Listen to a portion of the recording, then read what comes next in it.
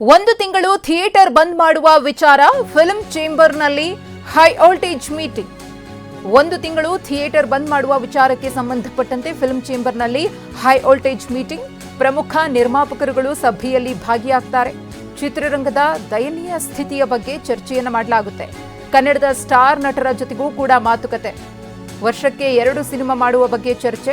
ಹಾಗೆಯೇ ಸ್ಟಾರ್ಗಳ ಬಳಿಯೂ ಕೂಡ ಮನವಿಯನ್ನ ಮಾಡಿಕೊಳ್ಳಲಾಗುತ್ತೆ. ಚಿತ್ರರಂಗದ ಉಳಿವಿಗೋಸ್ಕರ ನಡೀತಾ ಇರುವಂತಹ ಮೀಟಿಂಗ್ ಇದು. ಪ್ರಮುಖವಾಗಿ ಥಿಯೇಟರ್ನ ಪರಿಸ್ಥಿತಿ ಏನಾಗ್ತಿದೆ ಅನ್ನೋದನ್ನು ಗಮನಿಸ್ತಾ ಇದ್ದೀವಿ. ಬೆಂಗಳೂರಿನಲ್ಲೇ ಸಾಕಷ್ಟು ಥಿಯೇಟರ್ಗಳು ಮುಚ್ಚಿ ಹೋಗ್ತಾ ಇವೆ. ಥಿಯೇಟರ್ಗಳ ಉಳಿವಿಗೋಸ್ಕರ ಈ ಒಂದು ಮಹತ್ವದ ಹೆಜ್ಜೆಯನ್ನು ಫಿಲ್ಮ್ ಚೇಂಬರ್ ಇರಿಸಿದೆ. ಹಾಗಾಗಿ ಈ ಒಂದು ಹೈ ವೋಲ್ಟೇಜ್ ಮೀಟಿಂಗ್ ನಡೀತಾ ಇದೆ. ಎಲ್ಲರೂ ಕೂಡ ನಮ್ಮ ಕನ್ನಡ ಚಿತ್ರರಂಗದ ಸ್ಟಾರ್ ನಟರುಗಳ ಬಳಿ ಒಂದಷ್ಟು ಮನವಿಯನ್ನು ಮಾಡಿಕೊಳ್ಳುವಂತಹ ಕೆಲಸ ಆಗ್ತಾ ಇದೆ. ಸ್ಟಾರ್ ನಟರ ಸಿನಿಮಾಗಳು ಬ್ಯಾಕ್ ಟು ಬ್ಯಾಕ್ ಬಂದಾಗ ಚಿತ್ರರಂಗ ಫುಲ್ ಆಗುತ್ತೆ. ಅವರ ಅಭಿಮಾನಿಗಳು ಥಿಯೇಟರ್ಗೆ ಬಂದು ಚಿತ್ರವನ್ನು ನೋಡ್ತಾರೆ. ಆಗ ನಾವು ಉಳಿಸುವಂತಹ ಪ್ರಯತ್ನವನ್ನು ಮಾಡಬಹುದು ಅನ್ನೋ ಒಂದು ಅಭಿಪ್ರಾಯವೂ ಕೂಡ ಇಲ್ಲಿ ವ್ಯಕ್ತವಾಗ್ತಿದೆ. ಈ ಕುರಿತು ಮತ್ತಷ್ಟು ಮಾಹಿತಿಯನ್ನು ಕೊಡೋದಕ್ಕೆ ನಮ್ಮ ಪ್ರತಿನಿಧಿ ಮಂಗಳ ಇದೀಗ ನೇರ ಸಂಪರ್ಕದಲ್ಲಿದ್ದಾರೆ.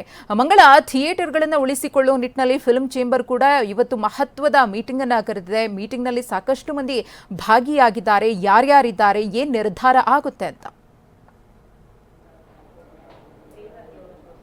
ಮಧುಶ್ರೀ, ಕನ್ನಡ ಚಿತ್ರರಂಗದ ಪರಿಸ್ಥಿತಿ ಸದ್ಯದ ಮಟ್ಟಿಗೆ ಚಿಂತಾಜನಕ ಪರಿಸ್ಥಿತಿಯಲ್ಲಿದೆ.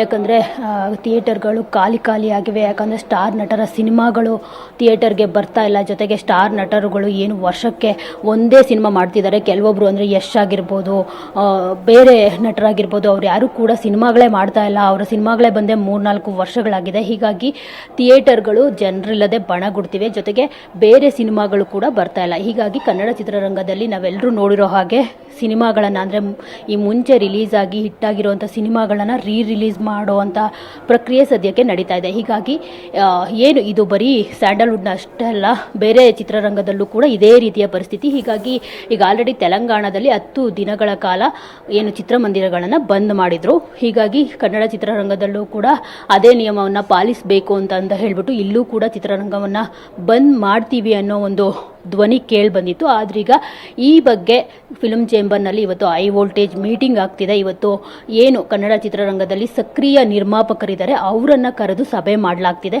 ನಿರ್ಮಾಪಕ ಆರ್ ಚಂದ್ರು ಅವರಾಗಿರ್ಬೋದು, KP ಶ್ರೀಕಾಂತ್ ಅವರು, ಜಯಣ್ಣ ಸೇರಿದಂತೆ ಲಹರಿ ವೇಲು, K ಮಂಜು ಅವರು, ಹೀಗೆ ಸಾಕಷ್ಟು ಜನ ಅಂದರೆ ಹೊಂಬಾಳೆ ಪ್ರೊಡಕ್ಷನ್ನ ಚಿದಾನಂದ್ ಅವರಾಗಿರ್ಬೋದು, ಎಲ್ಲರೂ ಕೂಡ ಇಲ್ಲಿ ಬಂದಿದ್ದಾರೆ. ಇನ್ನು ನಟರು ಕೂಡ ನಿರ್ಮಾಪಕರು ರಿಷಬ್ ಶೆಟ್ಟಿ ಆಗಿರ್ಬೋದು, ರಕ್ಷಿತ್ ಶೆಟ್ಟಿ ಅವರು ಬಂದಿಲ್ಲ, ಅವರ ಹಾಜರಿ ಇಲ್ಲ ಇಲ್ಲಿ. ಆದರೆ ಅವರು ಈಗ ಆಲ್ರೆಡಿ ಫಿಲ್ಮ್ ಚೇಂಬರ್ನ ಅಧ್ಯಕ್ಷರ ಜೊತೆ ಮಾತನಾಡಿದ್ದಾರೆ. ನಾವು ಇವತ್ತು ಏನು ಸಭೆ ಆಗುತ್ತೋ ಅಲ್ಲಿ ನಿರ್ಮಾಪಕರು ಯಾವ ರೀತಿ ಒಂದು ನಿರ್ಧಾರವನ್ನು ತೆಗೆದುಕೊಳ್ತಾರೋ ಅದಕ್ಕೆ ನಾವು ಬದ್ಧರಾಗಿರ್ತೀವಿ ಅನ್ನೋ ಒಂದು ಹೇಳಿಕೆಯನ್ನು ಅವರು ನೀಡಿರುವಂಥದ್ದು. ಈಗ ಆಲ್ರೆಡಿ ಇವತ್ತಿನ ಸಭೆಯಲ್ಲಿ ಸುಮಾರು 30ರಿಂದ 40ಕ್ಕೂ ಹೆಚ್ಚು ಜನ ಸಭೆಯಲ್ಲಿ ಆಗಿರುವಂಥದ್ದು. ಸದ್ಯಕ್ಕೆ ಚರ್ಚೆ ನಡೀತಿದೆ ಇಲ್ಲಿ. ಅಂದರೆ ಚಿತ್ರರಂಗವನ್ನು ಆಗಿರ್ಬೋದು, ಜೊತೆಗೆ ಸಿನಿಮಾ ಥಿಯೇಟರ್ಗಳನ್ನ ಆಗಿರ್ಬೋದು ಬಂದ್ ಮಾಡಿದ್ರೆ ಅದು ಒಳ್ಳೇದಲ್ಲ ಚಿತ್ರರಂಗಕ್ಕೆ. ಅದಕ್ಕಿಂತ ಏನು ಪರ್ಯಾಯವಾಗಿ ಮಾಡಬಹುದು ಅನ್ನೋದ ನಿಟ್ಟಿನಲ್ಲಿ ಇವತ್ತು ಚರ್ಚೆ ಆಗ್ತಿರೋವಂಥದ್ದು.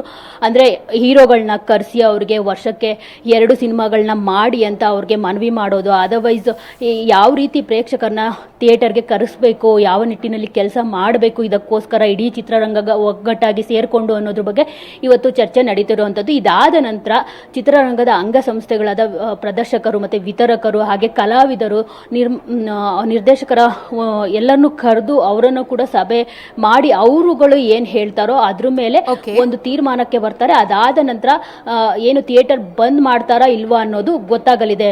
ಮಧುಶ್ರೀ, ಧನ್ಯವಾದ ಮಂಗಳ ತಮ್ಮ ಮಾಹಿತಿಗಾಗಿ.